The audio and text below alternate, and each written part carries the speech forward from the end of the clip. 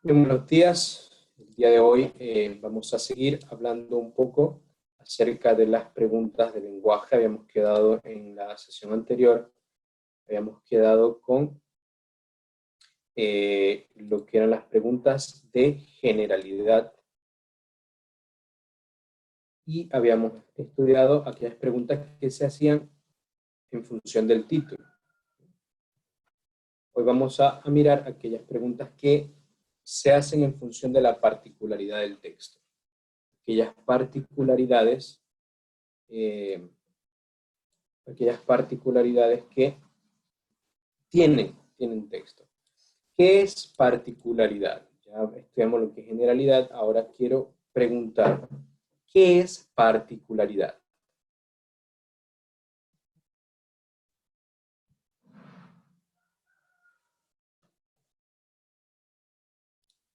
Tenemos entonces que si generalidad es el conjunto de todo, particularidad entonces es lo opuesto, es decir, una sola parte o una parte de esa generalidad.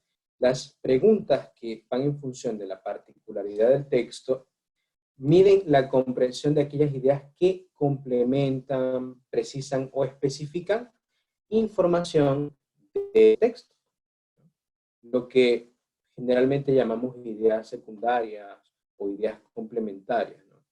Entonces, recordemos que hay una idea de generalidad, un tema, un tópico, que se mantiene a lo largo de todo el texto y por párrafos, por espacios, por pequeños conjuntos de párrafos, hay ideas particulares que sostienen y que van hilando, cosiendo toda la idea general del texto, el tema global del texto.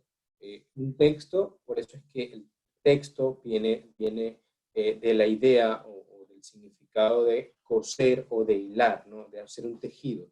Texto viene del latín textus y es un tejido, significa tejido, ¿no? Un tejido, si usted se da cuenta, un tejido son hilos cruzados, ¿sí?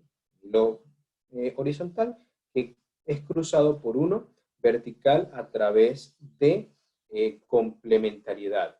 El hilo pasa por acá, el otro pasa por acá y así se van hilando de esta manera hasta que hay una complementación que permiten que el tejido no se rompa. Lo mismo ocurre con el texto escrito, ¿no? Es un tejido de ideas, ¿sí? Ideas generales que van cruzadas por ideas particulares para que el texto tenga algo llamado cohesión, ¿sí? Es decir, sea un tejido que no se puede romper y que se complementa. Entonces, hoy vamos a analizar las particularidades de los diferentes textos. Entonces tenemos que existen preguntas que se sacan a través de afirmaciones expuestas, textuales equivalentes. Textual es aquella afirmación que se encuentra contenida de manera literal en el texto. Literal significa un elemento que cumple o que tiene las características exactas del otro elemento al que estoy comparándolo. Por ejemplo, yo puedo decir, este vaso es naranja, literalmente. ¿Por qué literalmente? Porque el vaso en realidad es naranja. Pero yo pudiera decir, este vaso parece una naranja o tiene el color de una naranja. Y eso no es literal, es equivalente. Entonces, es necesario que yo tenga muy claro los conceptos de textualidad, de literalidad y los conceptos de equivalencia o elementos figurativos.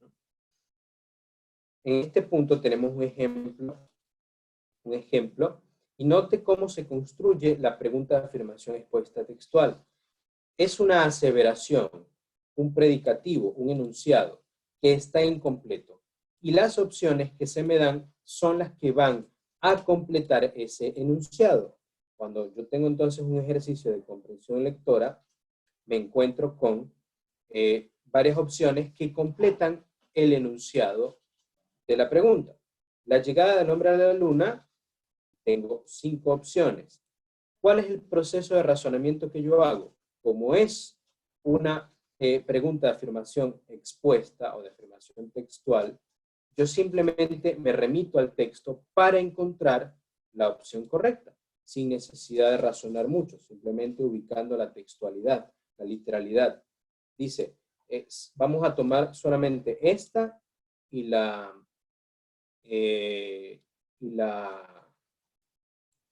la opción E. ¿Sí? La opción E.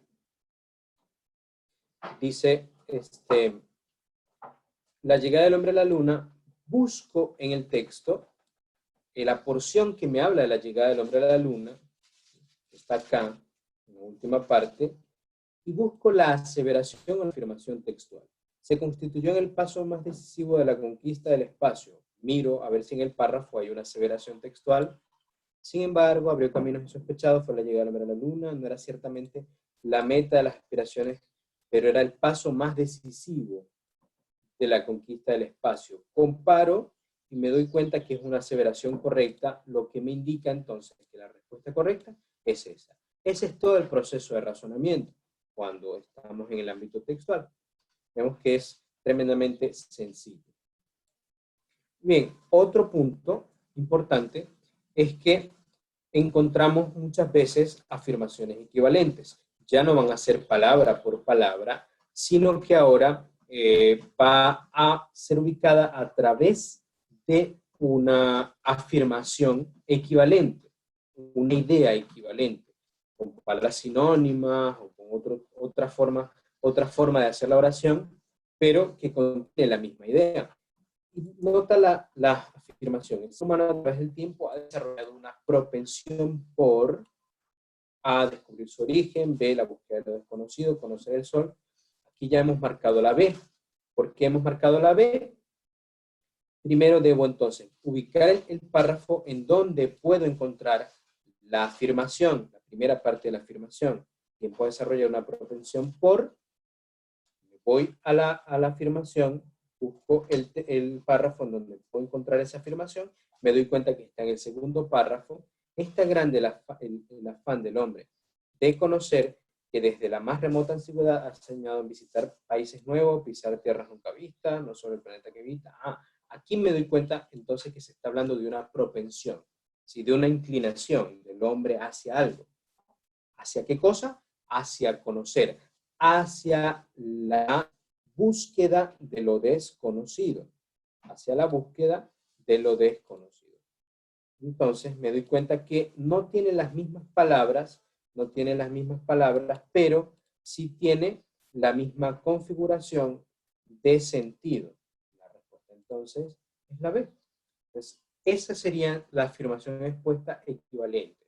Que yo encuentro en el texto, está expuesta, explícita, pero no de manera literal, sino de forma equivalente. Por otro lado, tenemos aquellas preguntas que se establecen a través de inferencias. Ya no son afirmaciones que se encuentran expuestas, explícitas en el texto, sino que ahora son afirmaciones que no están expuestas, pero que concuerdan y que son coherentes con la información contenida en el texto. Es decir, son hilos que forman parte del tejido, sin salirse o sin tener otro color que no pertenezca a el tejido como tal, ¿no? Entonces, en ese aspecto, son preguntas por inferencia, es decir, yo las saco a través de procesos de razonamientos, de interpretación, razonamientos, deducciones, ¿sí? Para llegar a esas afirmaciones. Ya no las miro directamente en el texto. Vamos a ver un ejemplo de esto. Por otro lado, tenemos aquellas preguntas que se basan en término, o palabra, o locución o frase. Algo así como que, ¿qué quiso decir el autor al incluir esta frase o al incluir el término en el texto? Recordemos que una palabra en el uso puede llegar a adquirir características polisémicas. Una palabra, yo puedo aplicarla a otro contexto, de manera figurativa o para darle otra dimensión a lo que yo estoy diciendo, para explicar mejor lo que yo estoy diciendo, o inclusive para darle mayor vistosidad estética a lo que estoy tratando de expresar. En ese aspecto, ¿de qué me valgo yo o de qué herramientas me valgo para poder determinar las opciones correctas en este tipo de frases? Uno, me puedo valer en mi conocimiento sobre dichos términos. Si no tengo el conocimiento, la acepción o el significado del concepto del término que se me está pidiendo, me valgo entonces del contexto, de lo que el autor está diciendo antes y está diciendo después, y lo que dice la frase en la que está contenida esa palabra o ese término, o lo que está diciendo el párrafo en el que está contenida esa frase, esa locución. De eso me valgo para entender entonces el significado, para entender entonces el concepto o la significación de lo que se me está preguntando. ¿De qué manera entonces se me plantean estas preguntas? Note, en el texto por impulsivo se entiende, según el autor, ruina equivale a proceso afectivo según el texto, quiere decir, en el texto anterior por infelicidad posmoderna se entiende, u otra de las más comunes. ¿Qué quiso decir el autor al incluir la frase tal en el texto? Esa es otra de las maneras. Vamos a mirar el ejemplo. Dice, para mayor claridad veamos este ejemplo. ¿Puedes leerlo, por favor, Cristian? Dice así: Coged de vuestra alegría primavera el dulce fruto antes que el tiempo airado cubra de nieve la hermosa cumbre. Bien, perfecto. ¿Lo escribió quién?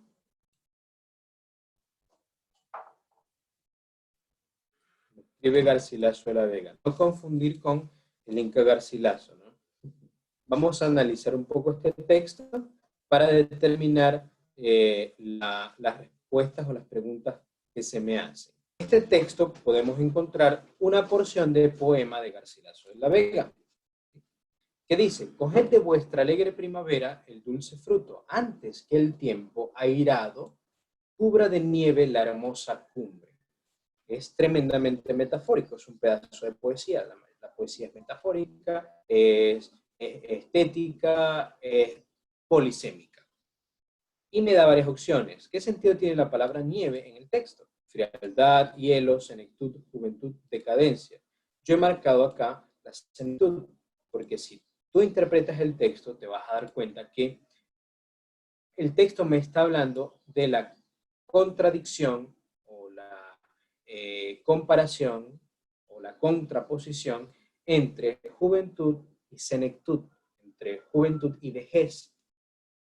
Me está diciendo que nosotros tenemos que aprovechar nuestra alegre primavera, es decir, nuestra juventud, para coger el dulce fruto, es decir, para aprovechar el tiempo de nuestra juventud, el fruto de nuestro trabajo, nuestra educación, lo que sea que queramos hacer de jóvenes, antes de que llegue el tiempo de la vejez, nieve, canitas, es decir, las canas tienen relación con la vejez, con la senectud, y nos cubra nuestra hermosa cumbre, es decir, lleguemos a viejo. Tenemos que aprovechar nuestra juventud, hacer todo lo que podamos hacer cuando somos jóvenes antes de que llegue los tiempos en que seamos viejos.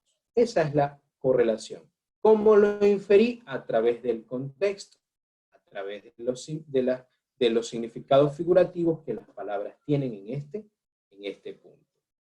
En otro punto tenemos las preguntas por relaciones. Preguntas por relaciones. ¿Sí? ¿Qué tipo de relaciones? Relaciones verbales. ¿Sí? Una relación entre una idea y otra. Voy a pedir a Amanda. Amandita, ¿tienes micro? No, evalúan la capacidad del examinado para descubrir el tipo de relación existente entre determinadas ideas contenidas en el texto, que presenten algún nexo o vínculo específico. Muy bien, gracias. Vemos entonces que las preguntas por relaciones, ¿sí?, es decir, por vínculos o nexos, permiten examinar o evaluar la capacidad de mi persona como lector para yo poder descubrir el tipo de relación existente, ¿no?, entre ideas contenidas en el texto. Esa relación pueden ser relaciones de unión o relaciones de exclusión. Recordemos las relaciones antonímicas, las relaciones sinonímicas, las relaciones homónimas, las relaciones de polisemia, en el caso de metáforas, en el caso de símiles, ¿no? En este aspecto, yo tengo entonces que mirar y conocer qué tipo de relaciones existen, ¿sí? Eso es un tema un poquito largo porque las relaciones significativas, las relaciones, se me desconectó Fresia, las relaciones de significado son bastante amplias, ¿sí? Aquí me pone únicamente causalidad y secuencialidad, pero las relaciones verbales son bastante amplias. Hay de sinonimia, hay de antonimia, en fin, ¿no? Son bastante amplias. Eso es tema quizá de otro contenido, ¿no? O quizá que ya debemos nosotros manejar.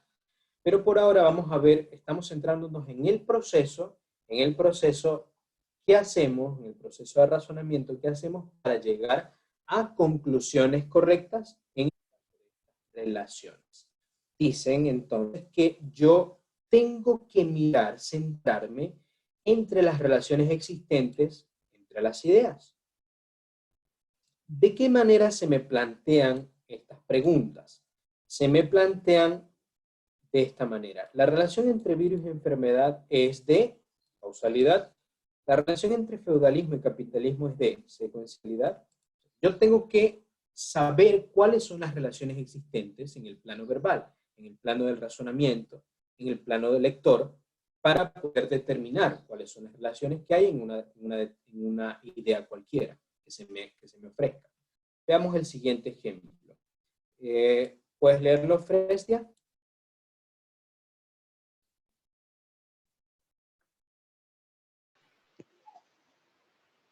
Ya.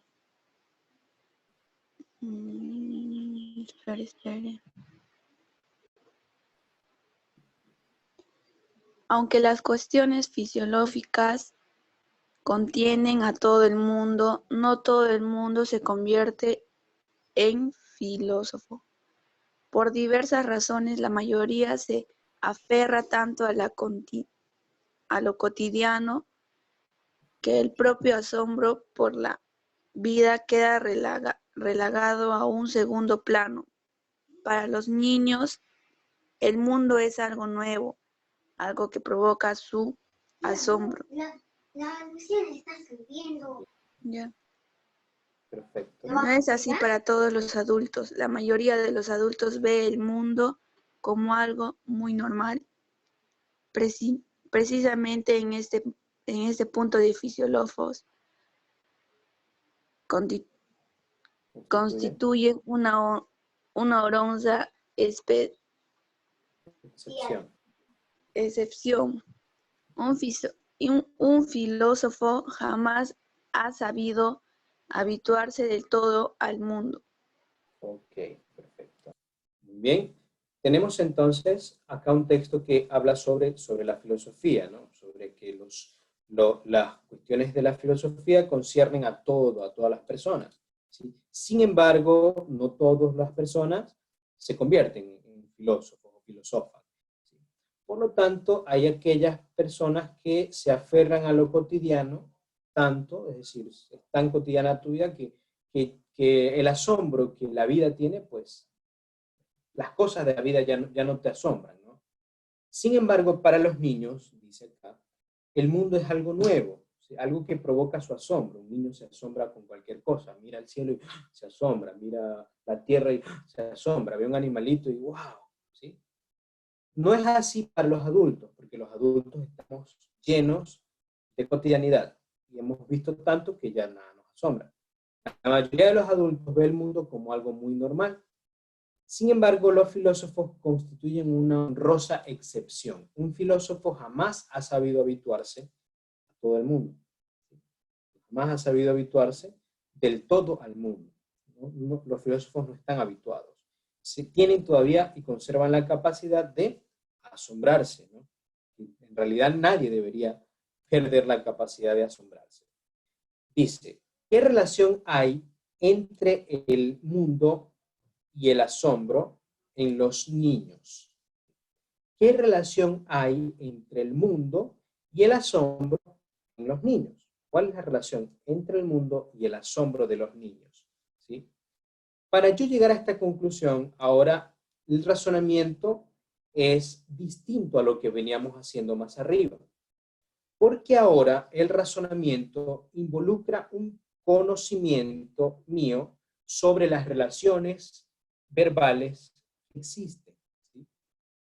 Una relación causal, una relación circunstancial, una relación de continuidad o de casual o de secuencialidad. Obviamente las palabras me van a indicar a mí, ¿no?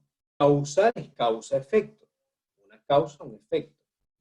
Circunstancial se da en circunstancias elaboradas o en circunstancias incluso azarosas, ¿no? Es decir, una relación de circunstancias, ¿sí? Una relación momentánea o de continuidad, es decir, una relación que se da todo el tiempo, ¿sí? O casual, que es por azar, o una relación de secuencialidad, que se da en un momento y que porque sí o sí tiene que ocurrir en el siguiente momento. Eso es secuencial. Secuencial. Yo tengo el agua en el vaso y si volteo el vaso, el agua se cae. Es una secuencialidad. También una causalidad, obviamente, ¿no? Dejar caer el vaso se rompe. Pero también secuencial, ¿no? Hay una secuencia de hechos. Esto, si tú te das cuenta, es un poquito más complejo, porque el razonamiento se vuelve aún un poco más complejo, más allá. Yo tengo que pensar un poco más para poder llegar a las conclusiones, ¿no? A las conclusiones. Haciendo un poco este ejercicio, así de primero, ¿cuál crees tú que es la relación entre el mundo y el asombro de los niños? Eso es todo por el día de hoy. Espero que se haya entendido todo. La sesión queda grabada para aquellos que no pudieron conectarse, puedan hacerlo en otro momento. Un gusto entonces estar con ustedes. Gracias por venir. Espero que todo haya quedado claro.